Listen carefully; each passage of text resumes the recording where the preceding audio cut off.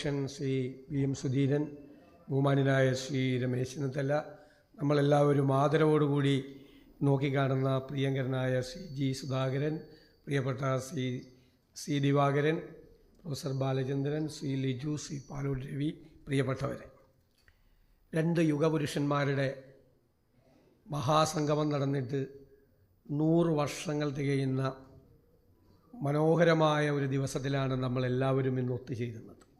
ഒരു ചരിത്ര മുഹൂർത്തമാണ് 100 വർഷങ്ങൾ തികയുന്നത്. ആ സംഗമം സത്യത്തിൽ നമ്മുടെ രാജ്യത്തിൻ്റെ, സംസ്ഥാനത്തിൻ്റെ സാമൂഹ്യ മാറ്റത്തിന് എത്രമാത്രം ഉത്തേജനം പകർന്നിട്ടുണ്ട് എന്ന് ചരിത്രം പരിശോധിച്ചാൽ നമുക്കറിയാം. ശരിക്കും ആ മഹാസംഗമത്തിന് ശിവഗിരി കുന്നുകളിലേക്കുള്ള വഴികളിലെ മണൽത്തരികൾ പോലും കോരിത്തിരിച്ച് കാണും. ഇലകൾ പോലും അനങ്ങാതെ, ഒരു കാറ്റ് പോലും വീശാതെ, പ്രകൃതി പോലും നിശ്ചലമായി ഈ മഹാസംഗമം കണ്ട് സാക്ഷിയായി നിന്ന് കാണുന്നു. ആരാണവർ രണ്ടുപേരും? ഹാഫ് നെയ്ക്കഡ് ഫക്കീർ എന്നാണ് അദ്ദേഹത്തെ പരിഹസിച്ച് വിളിച്ചത് മഹാത്മാഗാന്ധി. അർദ്ധനഗ്നനായിരുന്നു ലണ്ടനിൽ പോകുമ്പോൾ. മറ്റൊരാൾ ഒരു വെള്ളമുണ്ടെടുത്ത് കുളിക്കാനും തുടയ്ക്കാനുമുള്ള തോർത്തു മാത്രം മീതയിട്ട് ഈ സംസ്ഥാനം മുഴുവൻ ചുറ്റി നടന്ന ഒരാൾ. അലസഗമനമെന്നോ ഊരുചുറ്റിലെന്നോ വിശേഷിപ്പിക്കപ്പെടാൻ കഴിയുന്ന രണ്ടാളുകൾ. ആരാണ് യഥാർത്ഥ സന്യാസിമാർ? മുണ്ഡിത ശിരസും ബ്രഹ്മചര്യ വ്രതവും കാവ്യവസ്ത്രവും ധരിച്ചാൽ ഒരാൾ സന്യാസിയാകുമോ? ഇതൊന്നുമില്ലാതെ സഹജമായ സന്യാസഭാവവും സമർപ്പണവും മറ്റുള്ളവർക്ക് വേണ്ടിയുള്ള ജീവിതവും ആയിട്ടുള്ള രണ്ടുപേർ ഇതൊന്നുമില്ലാതെ തന്നെ സന്യാസിവര്യന്മാരായി ലോകം മുഴുവൻ അവരെ നോക്കിക്കണ്ടു. രണ്ടുപേരും സഞ്ചരിച്ചത് ഒരേ വഴികളിലൂടെയാണ്. മനുഷ്യൻ്റെ ജീവിതാവസ്ഥകളിൽ നിന്നും, സങ്കടങ്ങളിൽ നിന്നും, കഷ്ടപ്പാടുകളിൽ നിന്നും അവരെ കൈപിടിച്ചുയർത്താൻ വേണ്ടി നടത്തുന്ന പോരാട്ടം നടത്തിയ രണ്ടാളുകൾ. ആരോടും പിണങ്ങാതെ, ആരോടും കയർത്ത് സംസാരിക്കാതെ, പക്ഷേ സൗമ്യമായ വാക്കുകളിലൂടെ നാട്ടിൽ കൊടുങ്കാറ്റ് തീർത്ത, വിപ്ലവം തീർത്ത മഹാപുരുഷന്മാർ അവർ രണ്ടുപേരും. ശ്രീനാരായണ ഗുരുദേവനെ പറ്റി PK ബാലകൃഷ്ണൻ പറഞ്ഞിട്ടുണ്ട്. ആ മനുഷ്യൻ ഇങ്ങനെ നടന്ന് ജനങ്ങളുടെ ഇടയിലൂടെ ഇങ്ങനെ പോകും. ചിലപ്പോൾ ഏതെങ്കിലും വീടിൻ്റെ മുന്നിൽ ചെന്ന് എനിക്കൊന്ന് വിശ്രമിക്കണം എന്ന് പറയും. അവർ അപരിചിതരാണെങ്കിലും അവിടെ നിന്ന് ഭക്ഷണം കഴിച്ച് അവിടെ വിശ്രമിച്ച് കാണും. അവിടെയുള്ള കുട്ടികൾ വന്ന് ചുറ്റും കൂടി ഒരുപാട് ചോദ്യങ്ങൾ ചോദിച്ച് കാണും. നർമ്മോക്തി കലർന്ന ഭാഷയിലൂടെ ഗുരുദേവൻ എല്ലാത്തിനും മറുപടി പറഞ്ഞു കാണും. പിന്നെ എപ്പോഴെങ്കിലും അദ്ദേഹം തിരിച്ചതിലേ വരുമ്പോൾ ഈ മഹാനായ മനുഷ്യനെ കാണാൻ ആളുകൾ വഴിയരികിൽ കാത്തുനിന്ന് കാണും.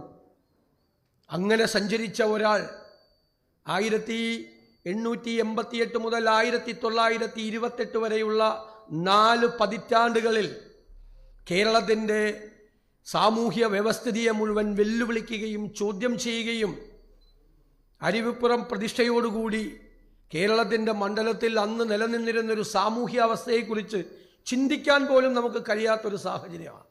കോൺഗ്രസ് നേതാക്കൾ തന്നെയായിരുന്ന ശ്രീ TK മാധവൻ്റെയും ശ്രീ C കേശവൻ്റെയും എല്ലാം ആത്മകഥയിൽ ആ കാലഘട്ടത്തെക്കുറിച്ച് അവർ പറയുന്നുണ്ട്. ആശാൻ്റെ മുമ്പിൽ അക്ഷരം പഠിക്കാനിരുന്ന TK മാധവൻ, ആശാൻ ദേഷ്യം വന്നപ്പോൾ അടിച്ചു, ചൂരൽ കൊണ്ട് അടിച്ചു. എങ്ങനെയാണ് അടിച്ചത്? എറിഞ്ഞാണ് അടിച്ചത്. കാരണം തൊട്ടടിക്കാൻ പാടില്ല. ആശാൻ അടിച്ചത് എറിഞ്ഞാണ് അടിച്ചത്.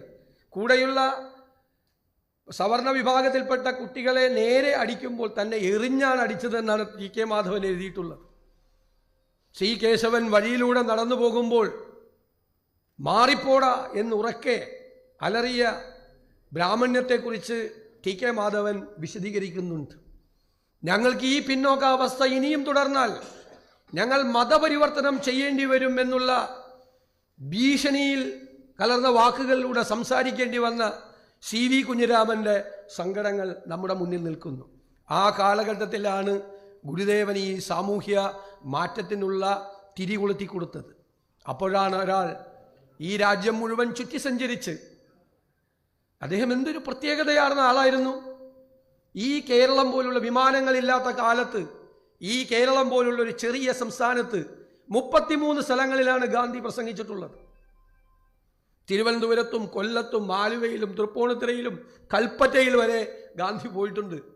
പല സ്ഥലത്തും നടന്നാണ് പോയിട്ടുള്ളത്.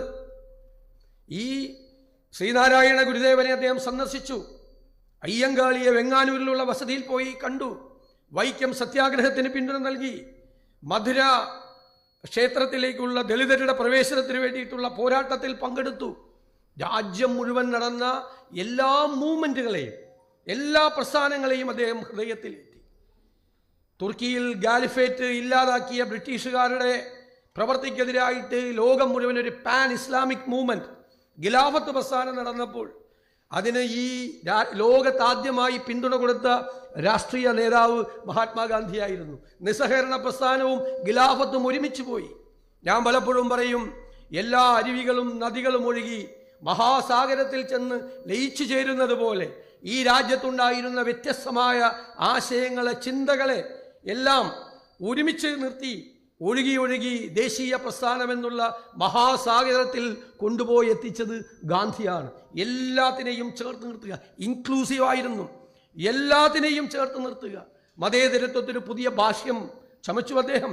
റിജക്ഷൻ ഓഫ് റിലീജിയൻ അല്ല പാശ്ചാത്യ നാടുകളിലെ പോലെ മതേതരത്വം. എല്ലാ മതങ്ങളെയും ചേർത്ത് നിർത്തുന്നതാണ്.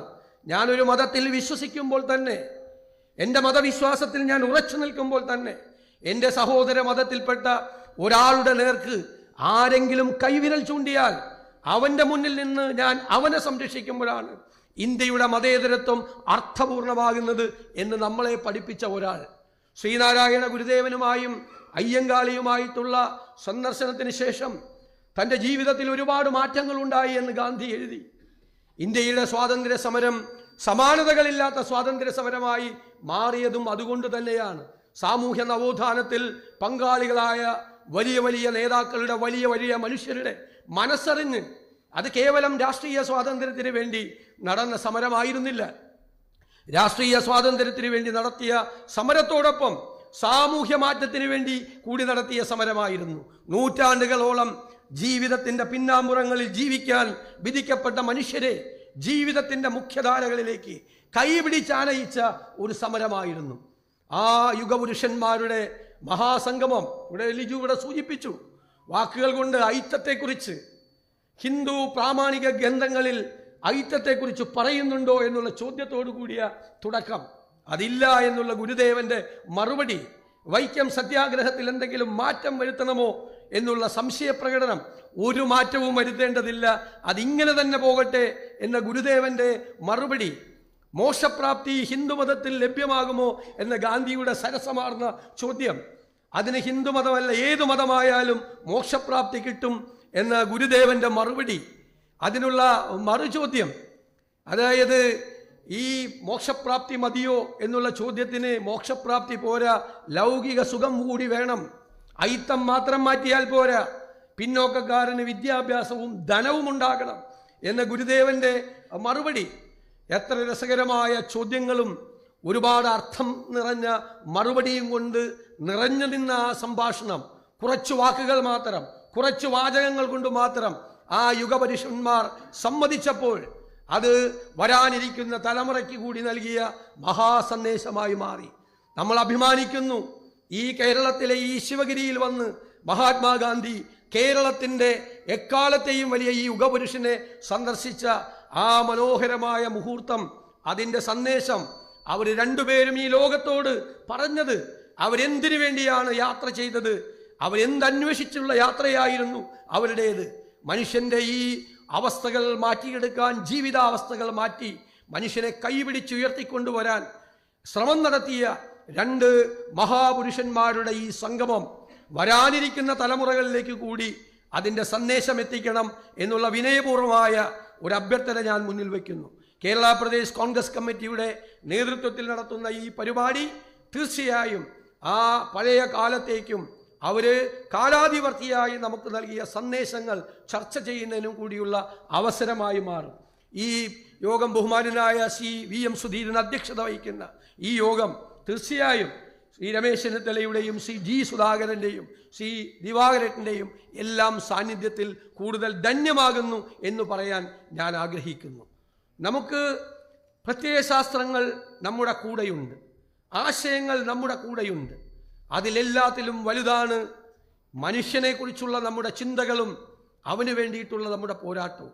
രണ്ട് മഹാപുരുഷന്മാർ പോരാടിയത് വ്യവസ്ഥിതിയോടാണ്.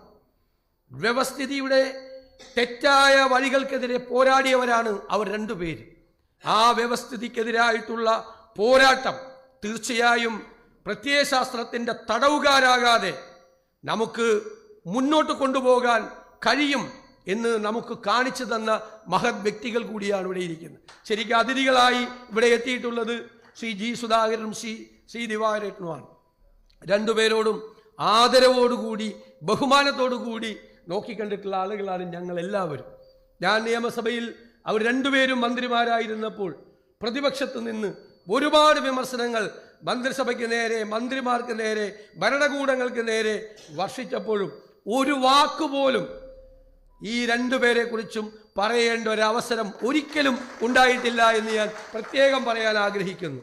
അവരതിനുള്ള അവസരം ആ 5 വർഷക്കാലം ഒരിക്കൽ പോലും, സുധാകരൻ കൂടുതൽ വർഷം ഇരുന്നിട്ടുണ്ട്, ഒരിക്കൽ പോലും തന്നിട്ടില്ല. ഇന്നും ഞങ്ങൾ പറയും, പൊതുമരാമത്ത് വകുപ്പിൽ ഇന്നും പരാതി അസംബ്ലിയിൽ ഉയർന്നു. പല കാരണങ്ങൾ, പൊതുമരാമത്ത് വകുപ്പ് മാത്രമല്ല പല വകുപ്പുകളിലെയും പക്ഷാഭേദത്തെക്കുറിച്ച്. പക്ഷേ ഞാൻ എപ്പോഴും പറയും, നീതിമാനായ ഒരു പൊതുമരാമത്ത് മന്ത്രി കേരളത്തിൽ ഉണ്ടായിരുന്നു. അത് ശ്രീ G സുധാകരനായിരുന്നു. കൃത്യമായി ഞാനിത് ഇവിടെ വെച്ച് അദ്ദേഹത്തെ വേദിയിലിരുത്തി പറയുന്നതല്ല, അദ്ദേഹം മന്ത്രിയായപ്പോൾ തന്നെ പരസ്യമായി പറഞ്ഞ കാര്യമാണ്. അതുപോലെ നിയമസഭയിൽ ഞങ്ങൾക്കെല്ലാം ഉപദേശങ്ങൾ നൽകുന്ന ഞങ്ങളുടെ ജ്യേഷ്ഠ സഹോദരനാണ് അന്നും ഇന്നും ശ്രീ ദിവാകരൻ. ഈ വലിയൊരു പരിപാടിയിൽ, അതായത് നമ്മളെല്ലാം വളരെ വികാരവായ്പോടുകൂടി നടത്തുന്ന ഈ പരിപാടിയിൽ അവരുടെ സാന്നിധ്യം ഉണ്ടായതിന് ഞാൻ പ്രത്യേകമായ നന്ദി കൂടി പ്രകാശിപ്പിച്ചുകൊണ്ട് ഈ പരിപാടി നിങ്ങളുടെ എല്ലാവരുടെയും അനുവാദത്തോടെ ഉദ്ഘാടനം ചെയ്തതായി അറിയിക്കുന്നു. നന്ദി.